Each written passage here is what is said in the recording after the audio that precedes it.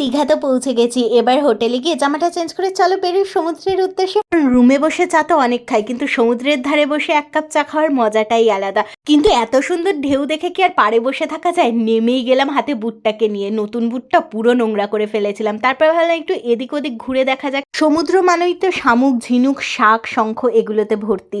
এই যে ছোট ছোট সিঁদুরের কৌটোগুলো, এগুলো কিন্তু বেশ ইউনিক। সিঁদুর হয়তো একটু কম ধরে, কিন্তু দেখতে খুব সুন্দর লাগে। আরে ভাই, সমুদ্রের ধারে এসি আর মাছ খাবো না, সে কি হয়? বিচের ওই স্টলগুলো থেকে অর্ডার করে দিয়েছে ভেটকি সাটে অ্যান্ড কাচকি ফ্রাই। দুটোই কিন্তু হ্যাবক টেস্টি ছিল। আর সমুদ্রের মাছের টেস্টই আলাদা। আর তোমাদের মধ্যে অনেকে আমাকে সাজেশন দিয়েছিল ওইখান থেকে মাছ না খাওয়ার, কারণ ওই মাছগুলো নাকি পচা হয়। আমার কিন্তু খেতে ভালোই লেগেছে। তোমরা কমেন্ট করে জানিও ওইগুলো ভালো ছিল না পচা। ও হ্যাঁ, যারা আমার কাছে জানতে চাইছিল আমি ওল্ড দীঘাতে ছিলাম নাকি নিউ দীঘাতে, আমি কিন্তু নিউ দীঘাতে ছিলাম। আজকে সারা মার্কেট ঘুরে জিনিসপত্র দেখলাম। আজকে মার্কেটিং করবো না, মার্কেটিংটা যাওয়ার আগের দিনের জন্য তোলা থাক। ডিনারটা কিন্তু হোটেলে এসেই করেছিলাম। আর আজকে আমার ব্লগটা এত